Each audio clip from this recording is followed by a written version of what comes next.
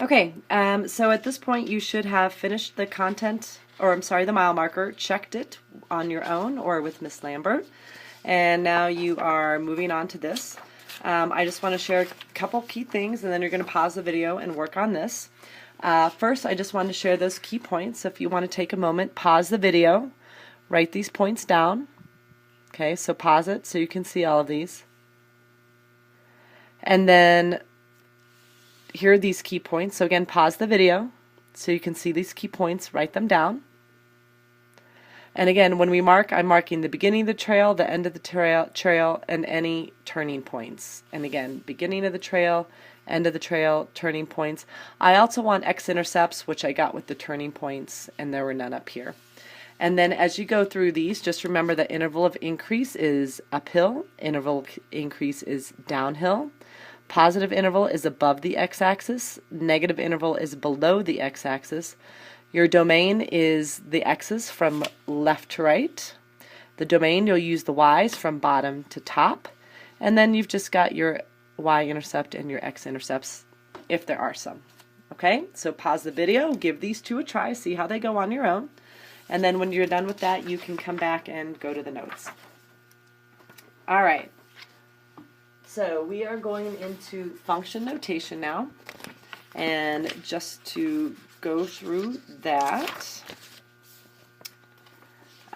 real quick, let me find the right page, is we're going to answer these couple questions. So first, what is function notation?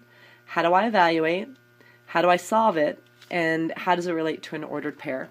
So first, function notation it's just a way of showing that when you work with an equation such as y equals 2x, plus 3, the 3 should be here, not on the end, okay, that the equation represents a function. And we know what makes a function now. It passes the vertical line test when graphed, and x doesn't repeat in a table. So if we were to graph this, would it pass? I need to scribble that out, the vertical line test. And if it does pass the vertical line test, which this would, then to write it as a function, we replace y with this, f parentheses x. And also used sometimes is this or this. And we say this f of x, g of x, h of x. So the first thing we're going to do is we're going to see is x squared minus 3 a function. So we got a little bit of math. I made a table and I've picked x, and we're going to go bigger than x. And then we're going to go smaller than x. And we're just going to plug these x values into our table and get some y values. So we're going to start with negative 3. Negative 3 squared is 9. And 9 minus 2 is 7. We're going to take negative 2. Negative 2 squared is 4. And 4 minus 2 is 2. We're going to square negative 1, and negative 1 squared is 1, and 1 minus 2 is negative 1. 0 squared is 0, and 0 minus 2 is negative 2.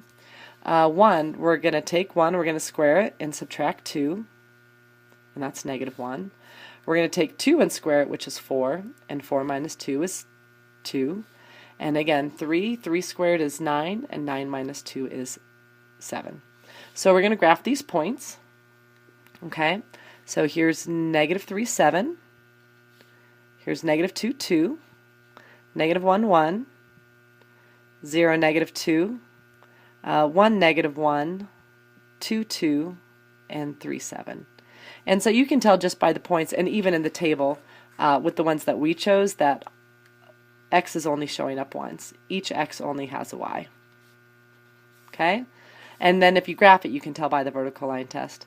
Now, since it is a function, what I can do now is actually rewrite this equation. Instead of y equals everything, I can turn it into f of x equals x squared minus 2. Again, I could use the h of x version or the g of x version, but the most popular and traditional is this one. So now my equation's written in function notation. All right, is the following table a function? So I can tell you right now it's not. But if it were just a graph, let's practice graphing. Here's negative 3, 4. Here's negative 2, 6. 0, negative 2. 1, 6. 1, 3. and 5, negative 2. So if you can't tell here because the x's repeat, you can see right here that it wouldn't pass the vertical line test. So this is not a function. So it's going to y is going to stay as y. If it was a function, then what I could do is take that f of x, sorry, I'm moving that cord, and replace it, this y, with that f parentheses x. All right, moving on. Excuse me. So, evaluating a function. We're going to talk about the things to remember when we're done. So what we're going to do is you're going to do the left side, go to the practice, do some of those, and then you're going to come back to the notes, finish the notes, and then finish the practice. All right, so evaluating a function. So when you see this, here's our function, f of x. It's a function. If we graph this, it would pass the vertical line test. So instead of a y, I have an f of x, and we did this in the first chapter. This just means I want you to take the x that's in this function, and I want you to make x become 1. So I'm going to go up here to my equation, and I'm going to take the x out, and the 1's going to substitute in, and I'm going to do the math. I will be following the order of operations. So first thing to remember, that this means like this, for instance, like that x equals 2. And then what you're going to do is you're going to go to your equation and substitute, I'm not spelling it right, substitute x equals 2 in for x. And then after that, you guys, you follow the order of operations. Please excuse my dear Aunt Sally. All right. So the first thing I do in order of operations, I don't have parentheses, but I do have an exponent. 2 to the first power is 2, and then I add 1 to that, and I get 3. So when I'm done, this is how I write my answer. My function, if x were 1, is 3. What this means as far as an ordered pair is, if x is 1, y is 3. These mean the same thing. So this is answering our last question.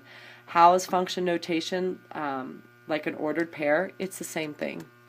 All right, so this one, I'm going to put, this says make x become negative 1. So I'm going to put x in, I'm going to put a negative 1 in there. Now remember, negative exponents don't make things negative, they move things down. So now basically what I have is a fraction, a half plus 1, but you know what? A half plus 1 is 1.5. We're not going to worry about common denominators.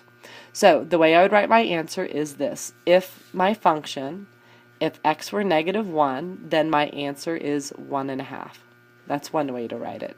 The ordered pair way to write it is if x is negative 1, y is 1.5. So here's the other way to write it. Let's try this one. So this is saying if x is 0, we're going to put 0 in here. So I'm going to take 3 times 0, and I'm going to add 5, and I'm going to do the order of operations. So I should multiply first, because that becomes before addition. I get 0, and 0 plus 5 is 5. So when I'm done, my function g, if x were 0, my answer is 5. What it means as an ordered pair is if x were 0, y is 5. Let's try the 1/3. So 1/3, again, it's saying x is 1/3. I'm going to go up here and I'm going to put 1/3 in for x. So 3 times a third, I'm going to put that over 1, plus 5. Again, we're still going to multiply first. This is just 3 over 3, which is 1, and 1 plus 5 is 6. So again, what this means is my function, if x is 1/3, my answer is 6.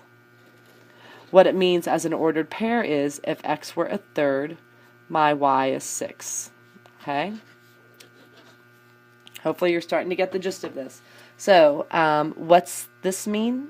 It means x is 12, and it means I want to take that x is 12 and put it into there. So I'm going to take 1/4 of 12, and I'm going to add 8. Again, I do my multiplying first. I get 12 over 4, which is 3, and 3 plus 8 is 11.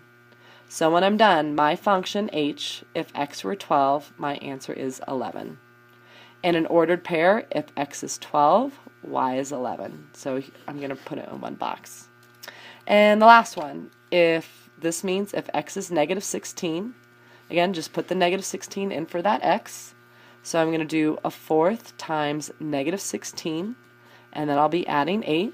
I'll be doing my multiplication first, so I'm going to negative 16 over 4, and that's just negative 4, because it's negative 16 divided by 4, and then I'm going to add 8, and I get 4. So, again, it means my function, if x is negative 16, my answer is 4. In an ordered pair, if x is negative 16, my y is 4. So pause the video. I want you to go to the homework, and what you should be able to do now is the front side. So work for about 10 minutes, try the front side, all right? And then after trying some of those, I need for you to come back to the video. Okay, so now we're going to be solving for a function. So things to remember. So the difference in here is with the way the problems are written. So I have the same functions, okay? But instead, I'm going to tell you what f of x is worth. I'm going to tell you here that y is 5.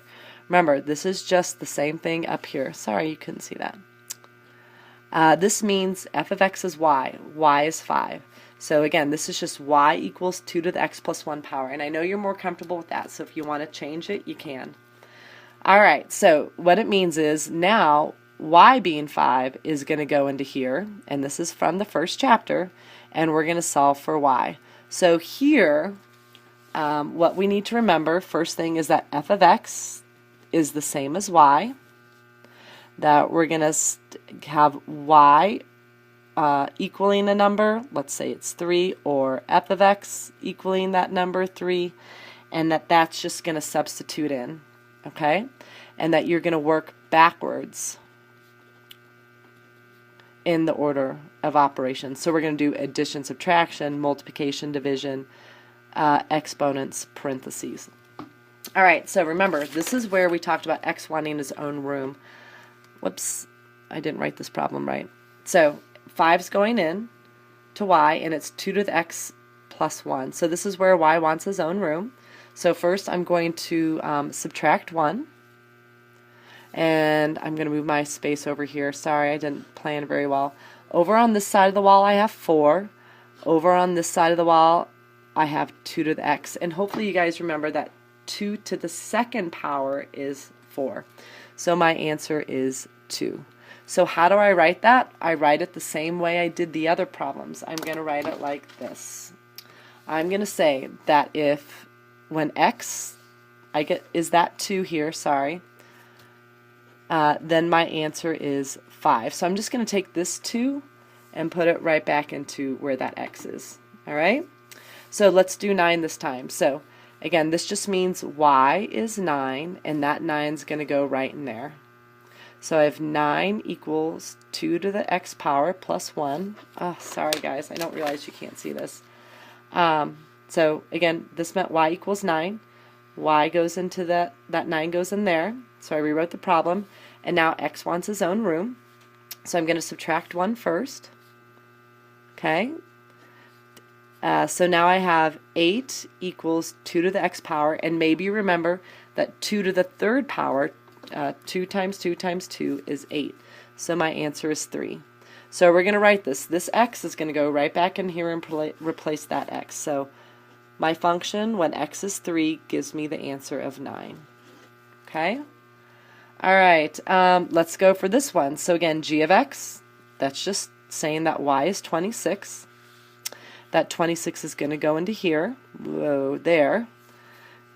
And there's my wall. And my job is to get x by itself. So first I'm going to subtract 5. Got a little more room now. Gone, and I have 21 equals 3x. And now to get x by itself, I'm going to divide by 3. Cancels out, and when I'm done, I get x to be 7. So how do we write the answer? Go back to here. My function g, when x is 7, gives me a y of 26. Let's go to this one, and then we're going to skip this example. Alright, so again, g of x is negative 25. That just means y is negative 25. So that negative 25 is going to go into here. And we're going to solve for x. We're going to work backwards in the order of operations. We will not do this example, so I'm just going to go into this space. So first, I'm going to subtract 5. That cancels out here. Negative 25, take away 5 more is negative 30. And now to get x by itself, I'm going to divide by 3. And when I'm done, I get x is negative 10. So again, I'm going to go back to the original problem, and it just means that in my function g, if x were negative 10, I would get a y answer of negative 25. So your job now, finally, this is your last video when we're done, is you're going to go to the back of the assignment and try these, okay? So again, just different letters. This is just saying that, let's see, here's your function. Remember, k of t is just y. So I need you to find t such that k of t, which is y equals 40. So if y equals 40, just take the 40, put it into here, and now you're going to have your problem. And your job is to get t into his own room. All right? So give those a shot, see how it goes. See you next week. Have a great Thanksgiving.